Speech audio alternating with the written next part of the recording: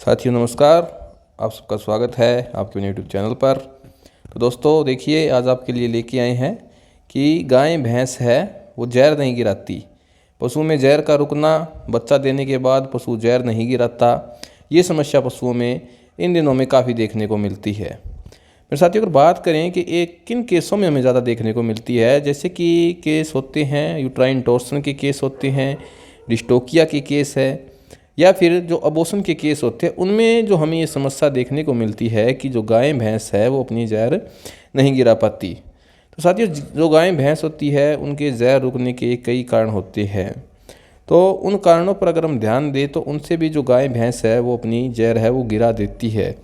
लेकिन जब गाय भैंस अपनी जहर गिराने में सक्षम नहीं होती तो उस समय हमें जो गाय भैंस की जहर है वो हाथ से बाहर निकालनी पड़ती है मेरे साथियों।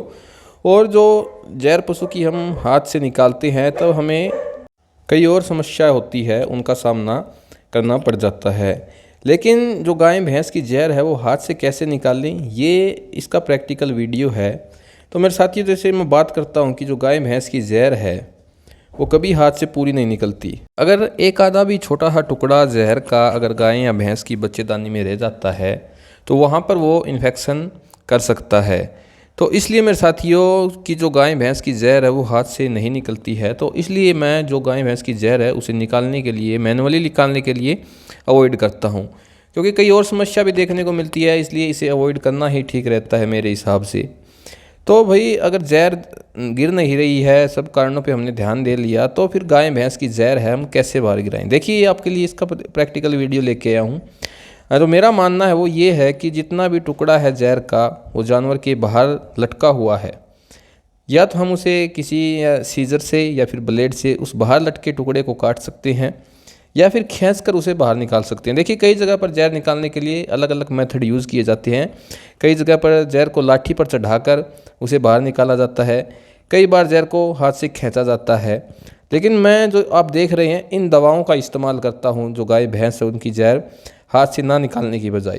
ये देखिए, हमारे साथ में विटाडिन सॉल्यूशन है, जो 100 का 100 ml विटाडिन सॉल्यूशन है, जो हम भैंस होती है जो जिसकी जहर नहीं गिर रही, या फिर गाय है उसकी बच्चेदानी में पूरे का पूरा सॉल्यूशन है, ये 100 ml का आता है, वो डाल देंगे मेरे साथियों। विटाडिन अंदर डालने के बाद, जैसे कि आपने पीछे बैग पर देखा कि हमने जो फ्यूरेक्स की गोलियां आती है जिसमें नाइट्रोजन फ्यूराजोन साल्ट रहता है, वो गोलियां एक टाइम में जो भैंस रहती है उसकी बच्चेदानी में 8 गोलियों का इस्तेमाल करते हैं मेरे साथियों। और उसके साथ हम जो इंजेक्शन अर्गोवेट जहर आउट के नाम से मार्केट में मिलता है, उन इंजेक्शन का इस्तेमाल करते हैं मेरे साथियों। जैसे कि आपको पता है कि जो अर्गोवेट या फिर जहर आउट का इंजेक्शन आता है वो बच्चेदानी की जो मूवमेंट है वो शुरू करता है, जिससे पशु की जहर बाहर आ जाती है, और इसके साथ साथ ये बच्चेदानी का इवोल्यूशन कराता है, जिससे बच्चादानी का साइज़ क्या है, छोटा हो जाता है, और हमें और समस्या देखने को नहीं मिलती। गाय भैंस जोर ना मारे, इसलिए हम इंजेक्शन मिलोक्सिकैम पैरासीटामोल का इस्तेमाल कर सकते हैं, या फिर 5 ml इंजेक्शन सिक्विल का पशु में इस्तेमाल कर सकते हैं मेरे साथियों। 8 गोलियाँ आपको फ्यूरेक्स रहती है जो गाय भैंस की बच्चादानी में डालनी है। ये प्रोटोकॉल आपको 3 दिन करना है मेरे साथियों। मैं लिख के देता हूँ कि 3 दिन के अंदर पूरी की पूरी जहर है जो भैंस है या फिर गाय है उसकी सड़कर बाहर निकल जाएगी, और उसे आपको हाथ से निकालने की ज़रूरत नहीं पड़ेगी।